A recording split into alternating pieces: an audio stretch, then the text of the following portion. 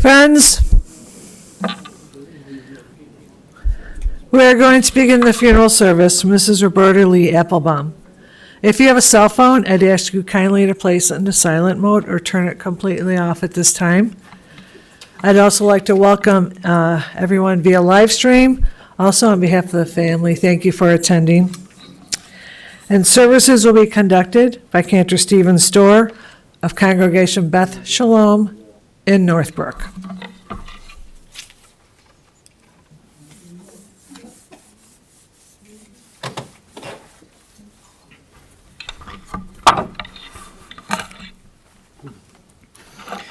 May the one who makes peace in the heavens rain peace on us, and the world will say Amen. May the one who makes peace in the heavens rain peace on us, and the world will say Amen, Amen, Amen. Rain peace on us, and let us say Amen. May the one who makes peace in the heavens rain peace on us, and the world will say Amen.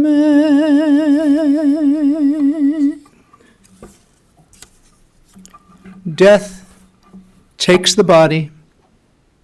God takes the soul. Our mind keeps the memories and our heart keeps the love. Our faith lets us know that we shall meet again. We turn to the book of Psalms and Proverbs so very often to seek passages of solace and comfort. I'd like to quote from Proverbs 31. What a precious find is an Eshet Chayil, a woman of valor. Her worth is far beyond rubies. Her husband puts his confidence in her and lacks no good thing, for she is good to him all of the days of their life. She opens her hand to the needy. She extends her hand to the poor. She is clothed in strength and splendor. She looked to the future cheerfully. She opened her mouth and there was kindness. She oversaw the activities of her household and never ate the bread of idleness. Thus her children and the generations after have come forward to bless her, and her husband had only praise for her. Many women have done superbly, but you can surpass them all. Charm is deceitful and beauty is vain, but of a woman who walks in the paths of the teachings of God is much to be praised. Extol her for the fruit of her hand, and wherever people gather, they shall speak out her praise. Within the pamphlet that you were provided, there is the 23rd Psalm. I'd like you to add your voices to this service, if you would, after which I'll chant it in the traditional Hebrew. The Lord is my shepherd, I shall not want. He makes me to lie down in green pastures. He leadeth me beside the still waters. He restoreth my soul. He guideth me in straight paths for his name's sake. Yea, though I walk through the valley of the shadow of death, I will fear no evil, for thou art with me. Thy rod and thy staff, they comfort me. Thou preparest a table before me in the presence of mine enemies. Thou hast anointed my head with oil, and my cup runneth over. Surely goodness and mercy shall follow me all the days of my life, and I shall dwell. Mizmor leDavid Adonai ro'i lo echsal, benoteshe yarbetzeni, al mei menuchot yinhaleini. Nafshi yeshovev, yanchein v'maglei tzedek leman shemo, גם כי אין לך בגץ המוות לא יראה, כי אתה עמדי. שבטך ומשענתך המה ינחמוני. תערוך לפני שולחן נגד צורריי. דשנת בשמן ראשי כוסי רוויה. הטוב החסד ירדפוני כל ימי חיי. ושבתי בבית אדוני לאורך ימים. The words that you read, yea, though I walk through the valley of the shadow of death, I fear no evil, is speaking about a moment such as today, a day during which we feel as if we are lost in a valley, in a depression, in a sunken part of our lives. And how do we get out of this sadness? How do we continue on without the matriarch of the family? Time, love, faith, memories, and talking about Roberta or Bobbye's character and the influence that she had on all of you. The truth is that she has passed on. But the blessing is what she's passed on. She's passed on so much to each and every one of you. And that is what we are here to celebrate today. It was on what felt like the coldest day of 2024 that Roberta, or if I continue, please, Bobbye, would complete her earthly journey. She continues now her spiritual life within the heavens and certainly within all of you. A cemetery is sometimes called as a bit chayim.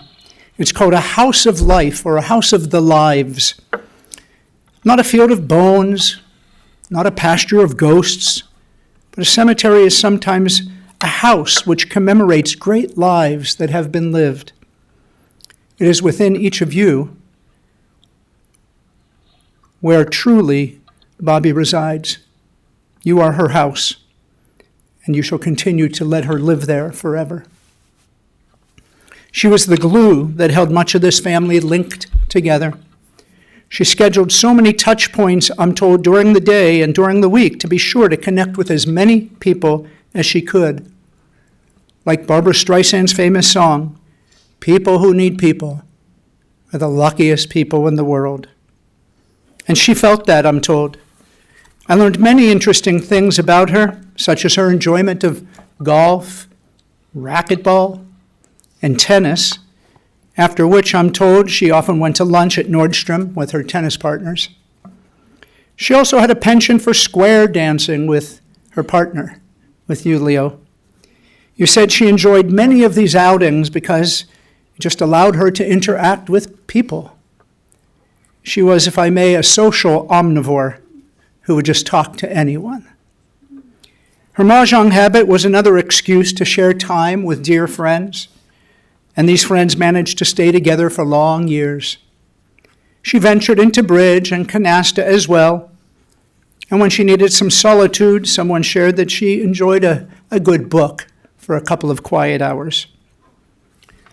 Due to her upbringing, Bobbye was used to being amongst groups of people, be it at her place of work, such as a t-shirt shop her friend had or other places in which she was employed. Bobbye engaged people with fervor. She had a great knack, I heard, for fitting people with the right sizes, the right styles, the right colors to enhance their looks, and she had fun doing so with her grandchildren as well.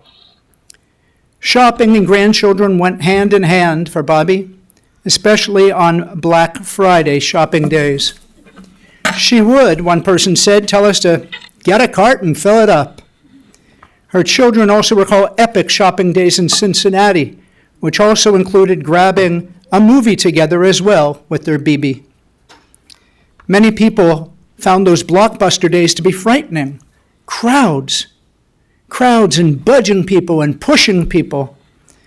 It may have been during her years of growing up that Bobbye learned to make room for everyone. It was a common occurrence that she might come home and Find a relative who was boarding in the family's house for just a bit, such as her cousin Susie's daughter Kathy and her cousin Tracy. But Bobbye didn't mind a little frantic adventure. She liked excitement. She liked adventure, which is why she may have enjoyed roller coasters and high wire zip lines and other sorts of experiences. Her grandchildren had many experiences with her, some traveling to New York, others to Spain. We're going to hear from Rebecca and Aaron as they share some of their thoughts.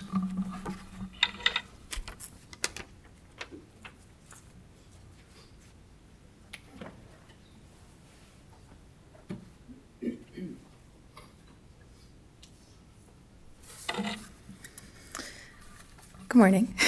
As you just so eloquently said, Bobbye had a real zest for life that was contagious, an energy that drew people in. She was the matriarch of our family, a force to be reckoned with, a role model, a rule breaker, and one of my favorite people to chat with and get advice from. What I'll remember most about her was how she brought people together. Bobbye's true superpower was her ability to foster deep, meaningful relationships with so many people near and far.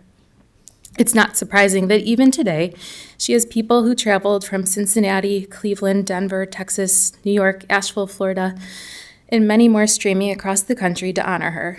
Her friends were family, and for those of us lucky enough to be part of her family, it was a privilege beyond words. Bobbye shared her deep love for family, hosting every holiday like Rosh Hashanah and Passover, and ensuring that every family member, an extended family member, or friend had a seat at the table. Sometimes she even flew in with Papa from California just to host the holiday and then went back. She made sure everyone had their favorite foods. It was included in the traditions. She made her house special, with an M&M machine that all the kids couldn't resist, and was a little wild in the best way, singing with tambourines at Passover. Sometimes after a big holiday dinner, she'd let us sleep over. Sleepovers were always fun. We could go to the store, buy any snack we wanted. She had a way of making everything more fun. She also would take us to Cubs games, sometimes during Passover, and bring the chicken left over from the soup for us to eat. I don't know where she found the energy to do all of this, but I do know she instilled in us an enduring love for family, for togetherness, and for the traditions that keep us connected. I remember Bobbye teaching us all kinds of games, whether it was tennis, golf, dominoes, cards, or later in life, how to be savvy investors. She loved shopping and made sure we had new outfits for every special occasion, whether it was the high holidays, the school dance, or a nightgown for my wedding. I'm sure many of us have fond memories of shopping with her, and I know that some of my most cherished items in my wardrobe came from her. She was a woman on a mission in the dressing room, and we were going to end up with something good. I know that we talked a little bit about Black Friday shopping, but it started with kids at Toys R Us, and when we got older, it extended to spouses and other people, and it was just a lot of people that she would always include and make sure we're taken care of and ensured that they felt special to her. A way for her to bring everyone together. Bobbye loved to travel, passed on that love of adventure to all of us. There were many trips to Cincinnati, to New York City, San Diego, Cuba, Spain. Sometimes it was the smaller group, and sometimes she brought the whole 15-person gang along. There were always many memories shared, and was a true gift. Bobbye was also our biggest supporter. She taught us to dream big and that if we put our mind to it, anything is possible.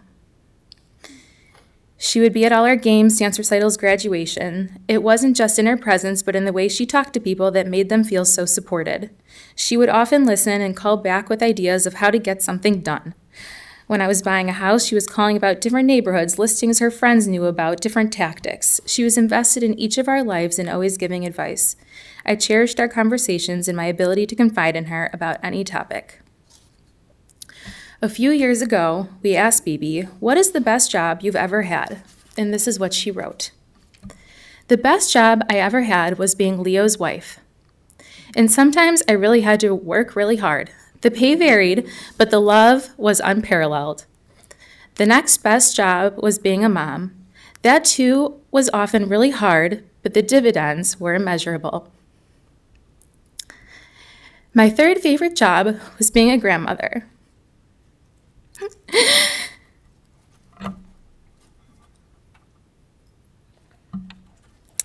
It was never hard.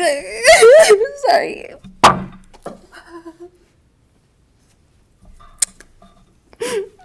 And I loved every minute of it. In fact, it was never really a job or work and gave me some of the greatest moments of my life.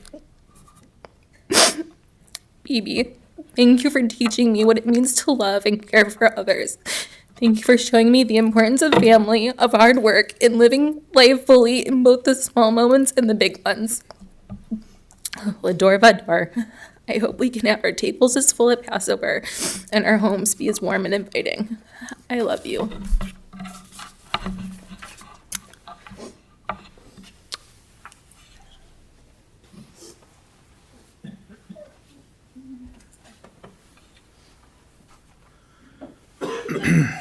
We just look around the room and how many people have come here today.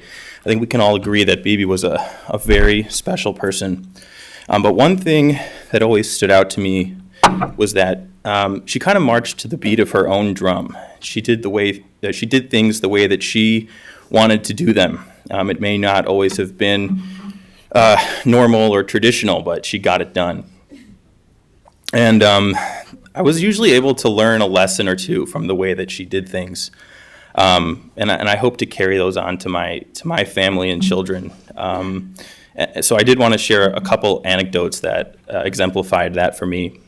So I consider myself a bit of a shy person. I'm not always wanting to put myself out there, take risks, maybe to avoid embarrassment, but I kind of feel like my siblings and cousins are kind of the same way. But Bobbye was not that person.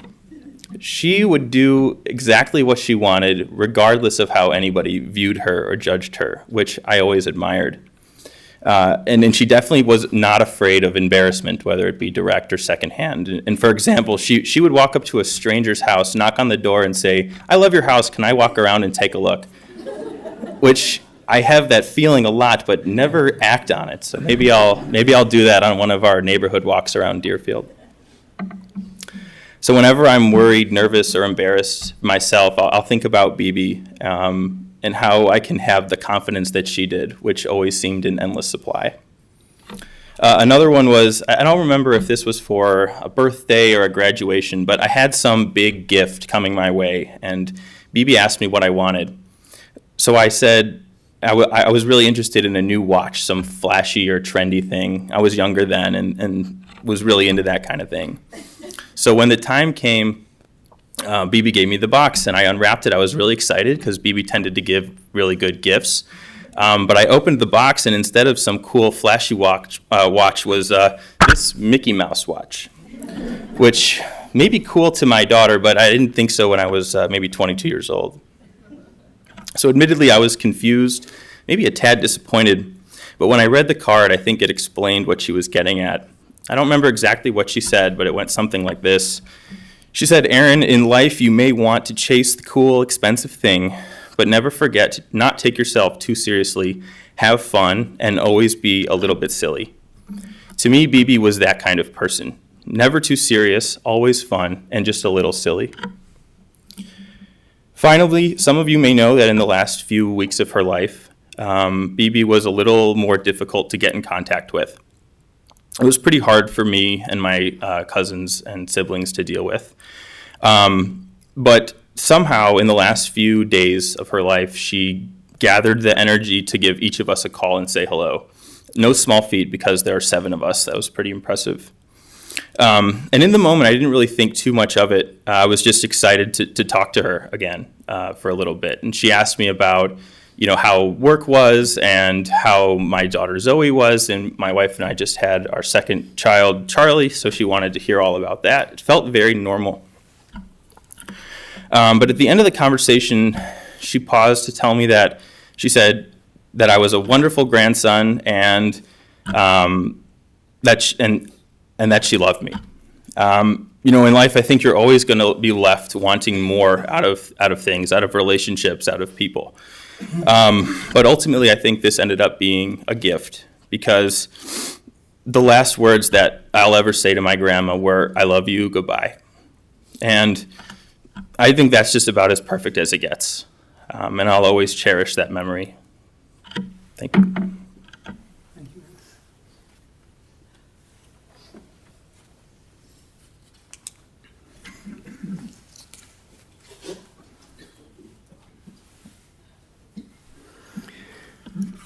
Shopping was fun for Bobbye, but she really possessed a giving spirit and found joy in other people's pleasures, a concept captured in a word of Sanskrit called mudita. She gave to Eve, I'm told, a very special Hadassah pin, which I think you're wearing today, and a locket, which meant a lot to Bobbye, but it meant more to her when she gave it to you. Things were just things. People and memories are what mattered for her, you told me. Even squirrels were recipients of her kindness, as she would feed one specific one that came to her backyard for a long period of time. I would use its name, but I forget. Is it Charlie? I thought it was, but when you said your son was Charlie, I was like, no, I confused something somewhere. One of us is nuts. Yeah. But, sorry. Bobbye spent a lot of time doing charitable work, such as Meals on Wheels, working in a hospice setting, and doing hearing tests for children in elementary school. Others in the family chimed in that Bobbye had given them a bracelet or a utensil organizer, or just let them climb in and rummage through her purse and keep whatever they found. She is veritably the poster person for someone who would give the shirt off their back. She, even at age 80, I'm told, wanted to give her then soon-to-be son-in-law swimming lessons. When it came to giving advice, you were well gifted of it by Bobbye, and the numbers of her cousins looked up to her as a mentor in their lives. Her children and grandchildren received it generously, solicited or unsolicited, you said, such as Jewish boys don't play football was one such lesson. And then there was some other piece of advice about who you should practice with. I would imagine that has something to do with football, right, guys? Everyone was made to feel special by her. She made you feel so by always being omnipresent in your lives, as was mentioned, coming to your graduations or your special events. But whenever it was BB time, it was fun time. It seemed to me amongst her friends and family, Bobbye was everyone's plus one with whom to spend time. The list is too long to assemble, but for sure the immediate family was the epicenter of her wish to continue to live. Her parents, of course, as well as her grandparents, at whose home she often had Shabbat dinners. There's children, Larry and Debbie, Stephen and Eve, and Michelle and Keith. Grandchildren, Rebecca and Brad, Robert and Keri, Aaron and Alexa, David and Jamie, Carlee and Scott, Ethan, and Leah. Leah. Great-grandchildren, Benjamin, Jonathan, Daniel, Ryder, Zoe, and Charlie. Of course, her brother Richard of blessed memory, and Lynne, Phyllis, sadly the late Stuart, as well as, in blessed memory, Arnold and Joyce. And then, of course, through marriage, there was Phyllis and Lynne. She loved them all. Her relationships with her cousins, I believe all first cousins, were special to be sure. Sue and Marty, Gloria and Holly and Joni. I have made it clear that family was central to her. She was very protective of her brother, I was told. And that protective inkling was later expressed by her as she trained to be a lifeguard, definitively a job which speaks of protecting others. Leo shared that the home in which she grew up was situated across from Lake Michigan, and thus she spent ample time in the water. She also had an internal drive to work with children, which she did quite a lot of over her years at the YMCA. Bobbye would later attend University of Iowa. 1 year later, she was asked to be a bridesmaid at her cousin Susan's wedding, where fate would have her meet a young usher of the groom, and Leo Appelbaum. It was less than 1 year later that you would marry also. You had moved from Cincinnati to Chicago so that you could continue building your relationship even more deeply. I believe you lived with Max and Cece while Bobbye finished some of her semesters of school. You would work for L. Fish Furniture, start making some income, and then ultimately you would wed on December 24th, 1960, Christmas Eve. The question, why? Leo explained that there was a big, I may have gotten this wrong, so I apologize, but a big annual, just around that eve, Christmas time, there was a big annual party that took place, and you decided to piggyback having your wedding as a centerpiece of that party, thus saving a few dollars in doing so. Sometime later, you began to work with the Lava family business. You worked your way up to president, later passed it down to your son. Bobbye, however, also had a good mind for business and used to keep track of the stock market daily. And that aptitude, that mind, was good because at home, I'm told Bobbye was the director of operations, always in charge, making sure everything was intact. And she also used to plan for your cruises and was still planning for more time to share with all of you in life. She was not ready to let go of the joy of being here with you. Speaking of joy, Larry. I didn't say get up, I just said, no, I'm joking. Speaking of joy, it's wonderful to have you speak to us today.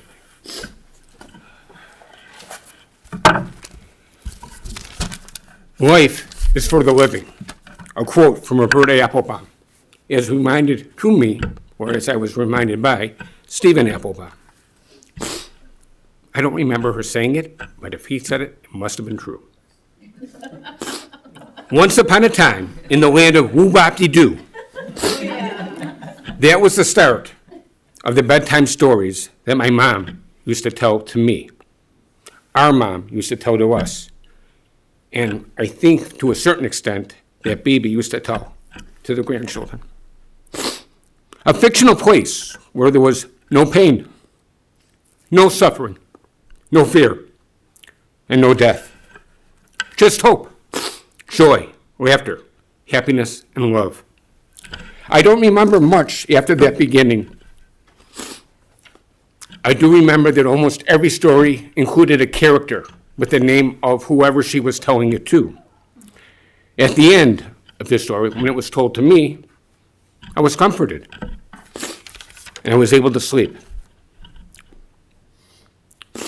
Because of Rebecca and Aaron's inclusiveness and Cantor Store's talk, I'm now cutting off several pages. Last Sunday was the last day I saw my mom. She was stronger than she had been in some time. She was more communicative, more articulate. She was cognitively with it. We watched the Bear game. My mom complained about how bad they were. We discussed many topics. I brought her wildfire she was able to eat.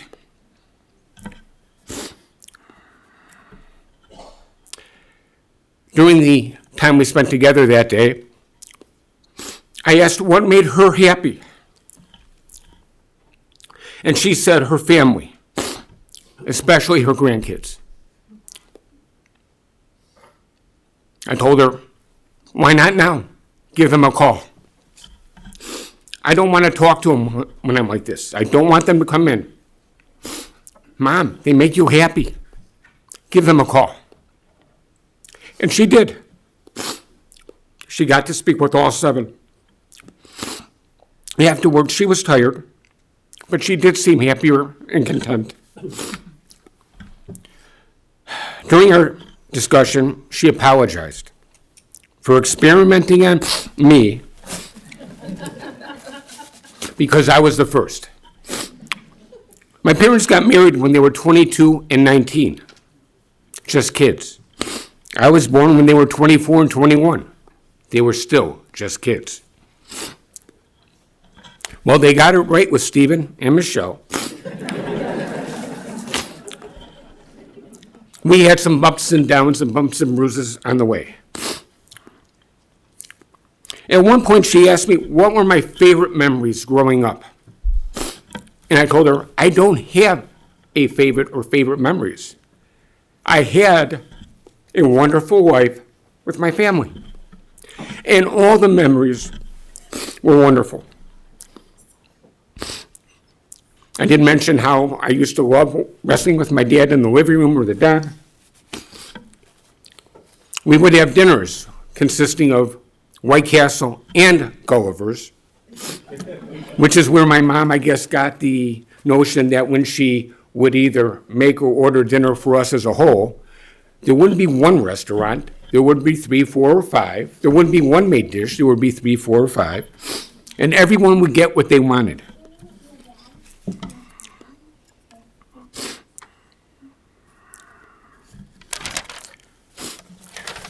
But having thought about it after she passed, there are memories that I have that stand out more than others. I just remember the first home was an apartment. I'm not sure if it was the first floor or a garden floor. I remember one day being sent out to play. It was a different time then, when young children could actually go out in the front yard and people didn't worry. I had one of those roller toys, you know, the ones with the balls popping up, a popcorn roller. Well, you guys may not remember, but some of the older people here will. But when I went out, I told Mom, I'm going to play baseball. She sent me out with the popcorn toy. Right through the window. Mom realized that she had made a mistake and needed to be more definitive about what she told me to go out and do. We had a little table in there, alphabet, it was blue, with little chairs. And at least I used to sit there and watch Bozo Circus with her. Saturday morning cartoons. And those were very happy times, or at least as I remember them, they were happy. My mom loved to read, and she passed down that love to, I believe, all 3 of us. We used to go to the Northtown Branch Library. They had kids' activities on one side, the adult and young adult section on the other. She would drop me off, she would go get her book, come back an hour later, whatever it was, and we'd all be happy. And as I got a little bit older and started to read, she would take me to her side. She would sit at the table, I would sit on the ground, she'd read her book. I started with, I don't remember, highlights, I think it was, the magazine, and then eventually the books. Older still, she brought me to Crocs and Brentano's in Skokie. She would drop me off, go to whatever store she needed to go to. 2+ hours later, she'd come back, and I'd be in the same place, reading a book. She'd ask me if I wanted to buy it, and I said, I just finished it. Let's get another one.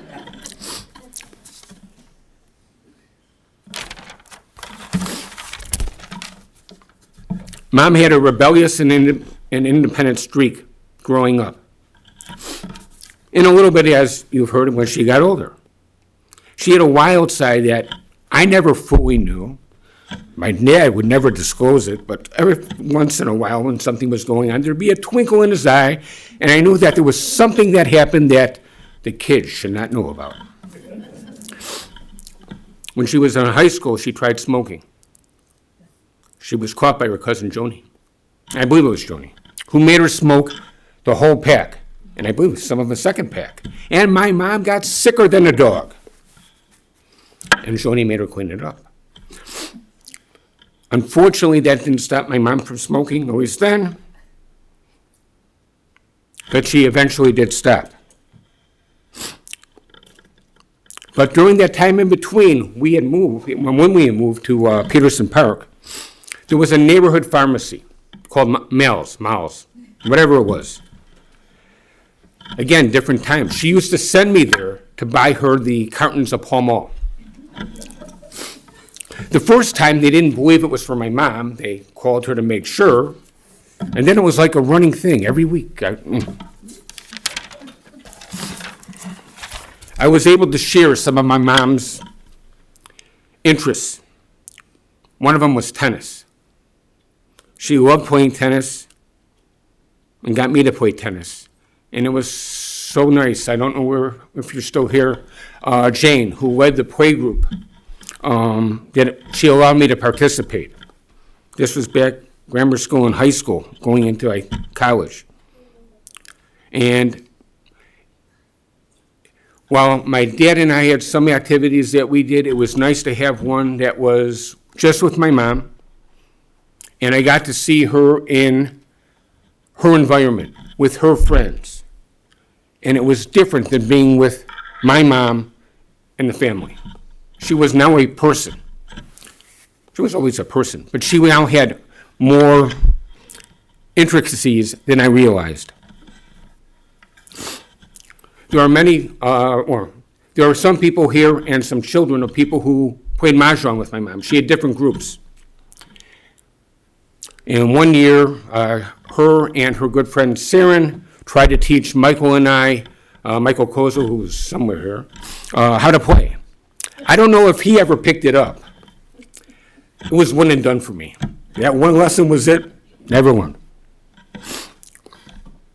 My mom was the director of the YMCA Small World Daycare Centers of Chicago for a period of time. And sorry, Michelle, I do not remember the JCC. And she also taught swimming and WSI classes. One break from college, I went there to work with her. I got to see her at work, and she was a different person. While she was the CEO at home, seeing her actually run a business, being the person in charge, was eye-opening. It was a different person, and I was incredibly impressed. One day, one of the teachers asked me how much I was being paid, and I told her, I get dinner. What I didn't know was that my mom actually heard that conversation. So as we went home, she said, good answer, you get to pick dinner tonight, and we had pizza. And we got to eat the pizza in the kitchen watching TV. It was a rare occasion when we got to watch TV in the kitchen. I don't know that everybody else appreciated what happened that day, but that was because of me.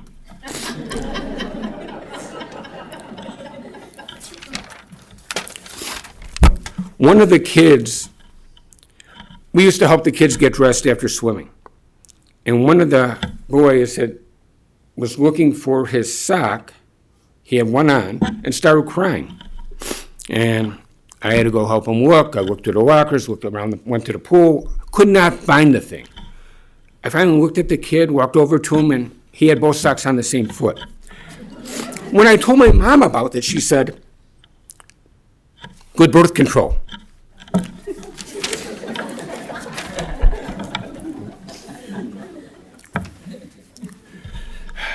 There was not a lot of discipline in our house until there was discipline in our house. A hairbrush, a shoe, a pan, but the ultimate was Dad's belt. And it wasn't that she needed to use it. She just had to threaten it.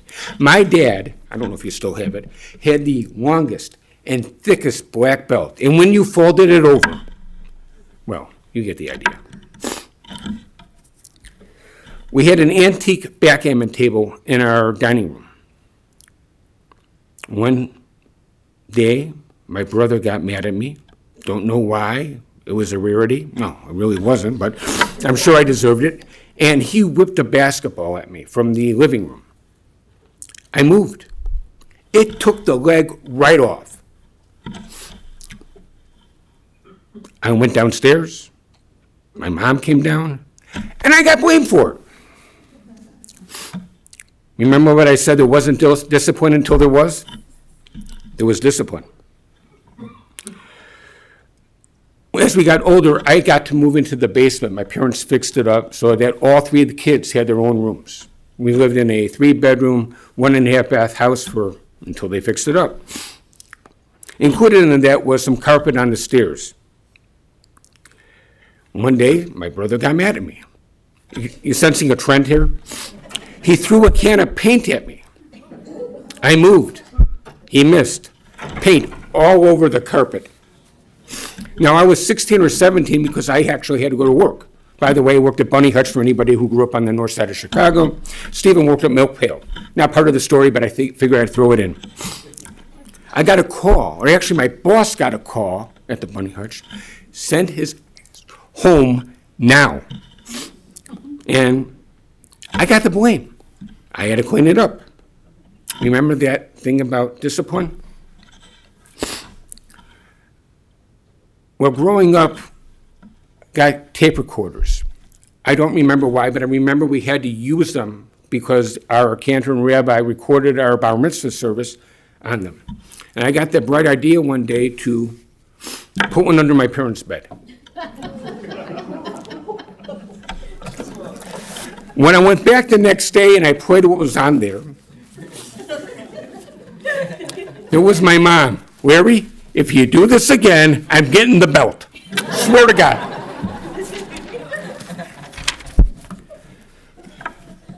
Education was important to my mom. She went to Iowa for a period of time. She went to Roosevelt, although she went in the front door and came out the back door.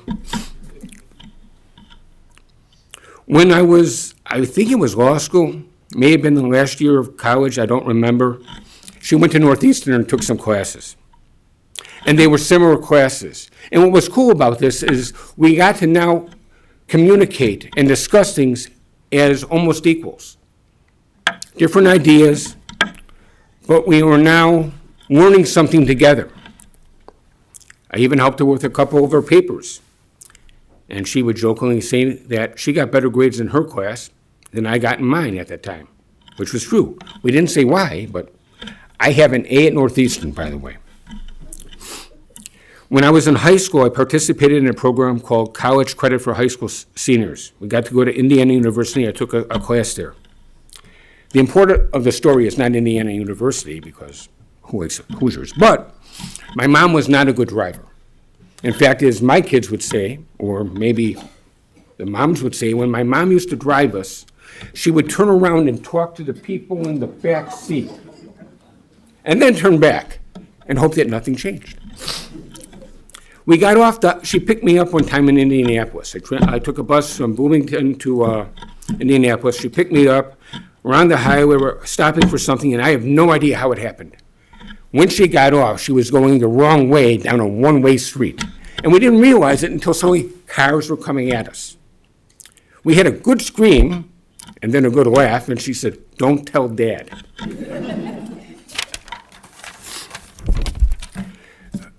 Growing up, my parents gave, I believe all of us, but certainly me, a lot of independence. I wouldn't say I was a latchkey kid, but I used to come home, make my own lunch, make my own snacks. One day I found some skirt steak in the oven, and I decided to cook it, and I made lunch. That was supposed to be our dinner that night. Remember what I said about discipline?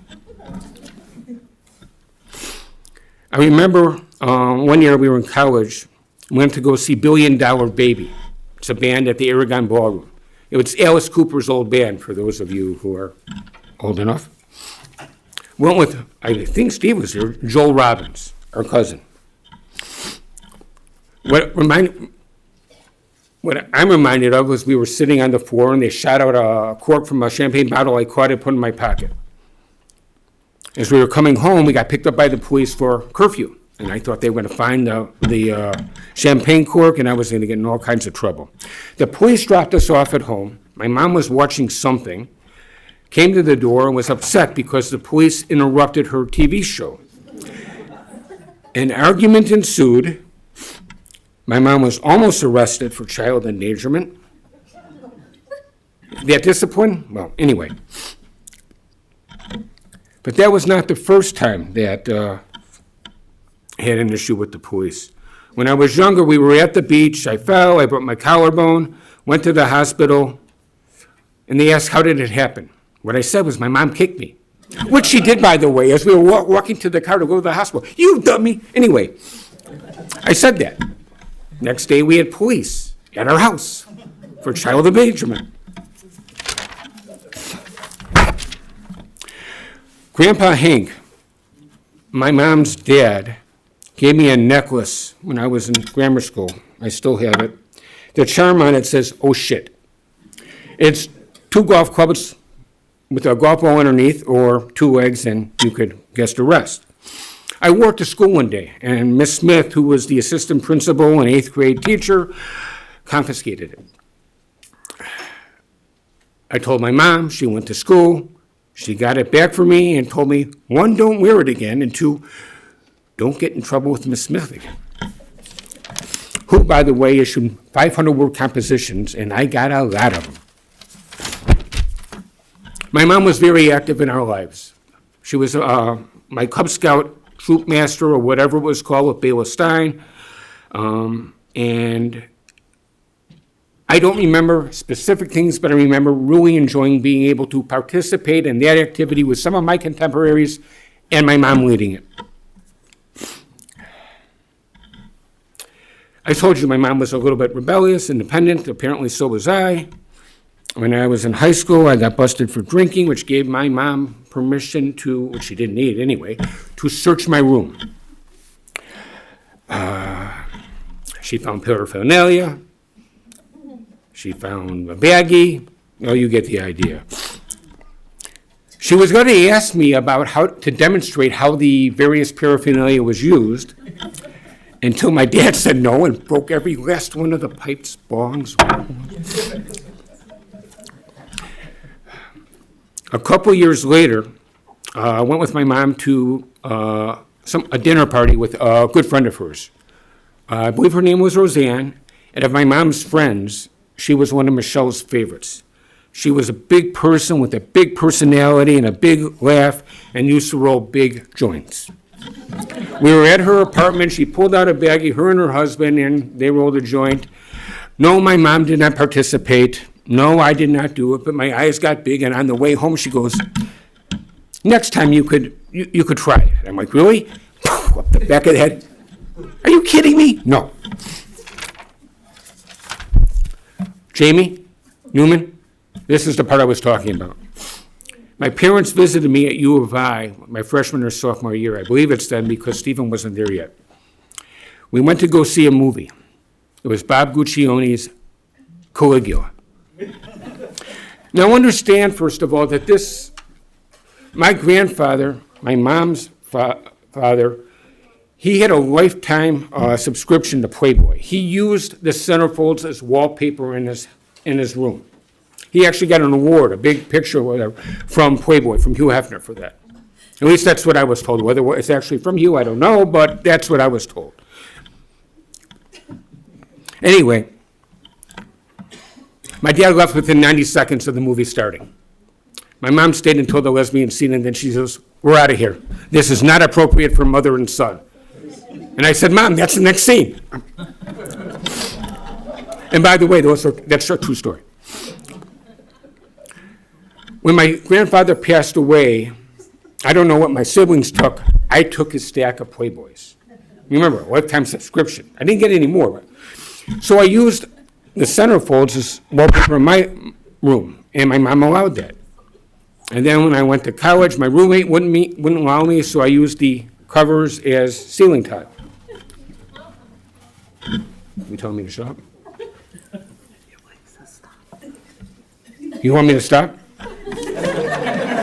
Stop with that, or just stop everything? Everything? Okay, I'll skip the next part, okay.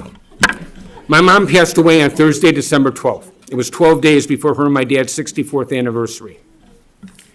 The morning was filled with pain, grieving, sorrow, loss. That night, and Friday and Saturday night, we gathered at my parents' house. My dad, the kids, grandkids, the great-grandkids.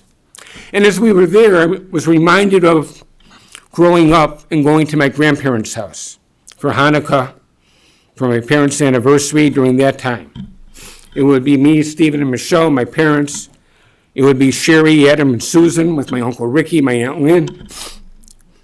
Sometimes the Robins came in from New York. There were various cousins. I remember Holly was there, one or more. Sometimes there were friends of my grandparents there. And those are favorite memories. My mom and my dad loved those times, missing with kids, and seeing the great grandkids playing on Thursday, Friday, and Saturday night, playing with other grandkids, playing with our kids, my mom's grandkids, watched by all of us, and my dad interacting with everybody. I thought to myself, my mom would have effing loved us. And for those brief moments on Thursday, Friday, and Saturday, laughter, smiles, joy replaced pain, sorrow, and grieving. Loss was replaced with love.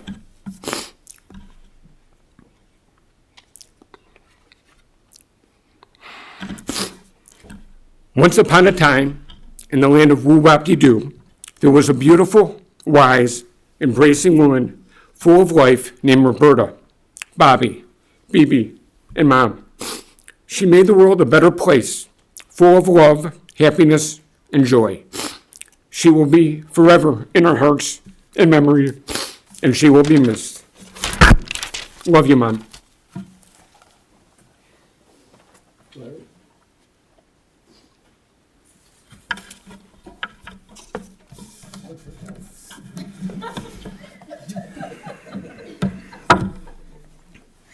As Larry mentioned, the holiday of Hanukkah is just around the corner. And it's no coincidence that in the darkest days of the year, we have a celebration of lights. And I hope that you will find light even in these dark days.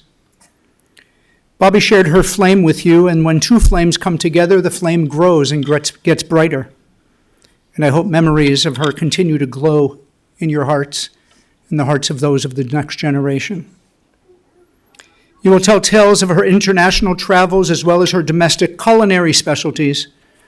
Given the cooking classes she took, French cooking, Chinese cuisine, you said she made great veal chops with that white sauce that you loved, and the best Jewish egg rolls for sure, but also the worst Brussels sprouts for sure. You can share her secret recipe of the Italian spaghetti sausages. You can try to continue her practice, which would mean so much to her, I can only imagine, which was to perpetuate the importance of family sitting around a dinner table, because family time was holy time. Whether she is now within heaven or the beautiful land of woo-wop-de-doo, or it sounds like the Garden of Eden, a place of no pain, no fear, no anguish, and a place from which she can look down and watch your family grow. She wasn't ready to leave you all, indicative of how she was always the last to leave a party. She just never wanted to let go. She always carried on long conversations with family and friends because she never wanted to say goodbye, and surely she was not ready to do so now. But she never left without saying, "I love you." And I hope those words ring loud and clear in your minds forever. We could speak about her forever, but Leo's been whispering over there, "Nancy, I'm leaving." And that's our sign to know that it's time to go. Thus, would you please stand as we honor Bobbye with this final traditional blessing.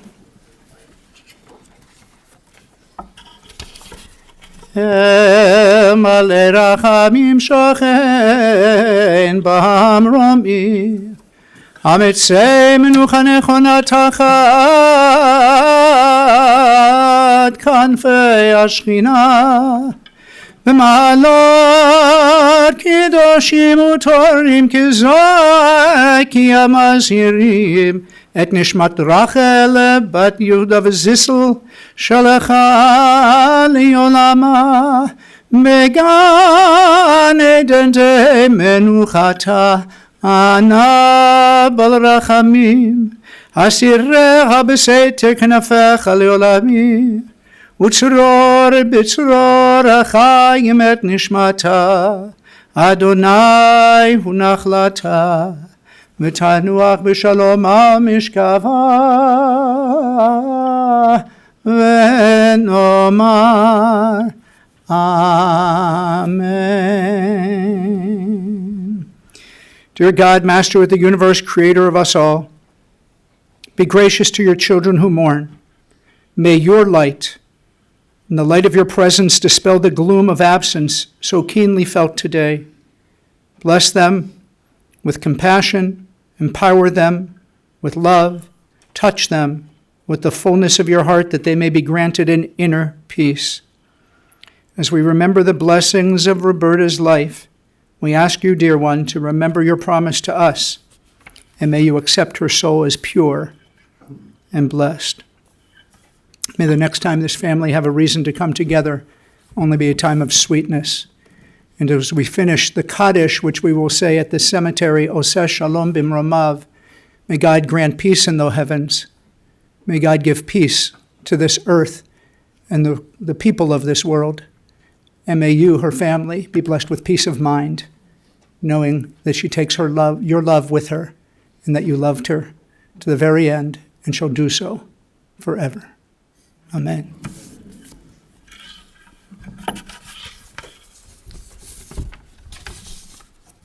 Please be seated just a moment.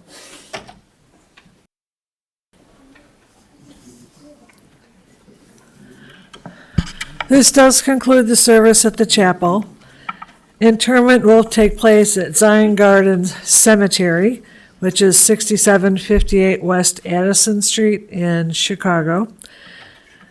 You can either meet us there if you'd rather not drive in procession. If you're going in procession, the line will be forming in the parking lot. Please keep in mind a few safety features while in the procession. Keep your bright headlights on at all times. Put your emergency blinkers on. Attach the orange funeral sticker to the passenger portion of your front windshield. And we'll also attach a flag to the roof of your car. And please stay as close as safety permits to the car in front of you. If you're driving on your own, I would say 2:15 by the time we line everybody up, if you want to just meet us there at 2:15. Again, that's 6758 West Addison. The family will be receiving condolences at Steve and Eve Appelbaum's home, 833 Horatio Boulevard in Buffalo Grove. There'll be Sunday following the interment, so today following the interment until 8, and then Monday from 6 until 9 p.m. The address is on the folders. It's also on our website with the hours as well. Mrs. Appelbaum's grandchildren will serve as pallbearers. When I call your name, if you please come forward. Rebecca Sturt, Robert Appelbaum, Aaron Appelbaum, David Appelbaum, Carlee Selman, Ethan Carbone, and Leah Carbone.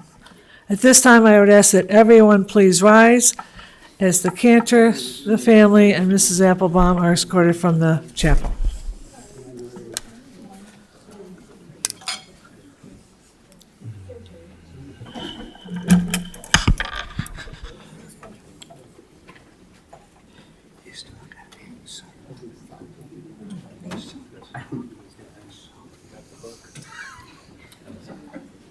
Od yavo shalom aleinu. Od yavo shalom aleinu. Od yavo shalom aleinu ve'al kulam. Stephen, thank you so much.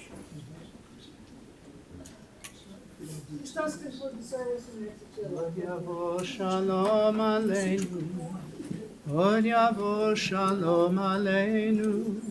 Od yavo shalom aleinu ve'al kulam.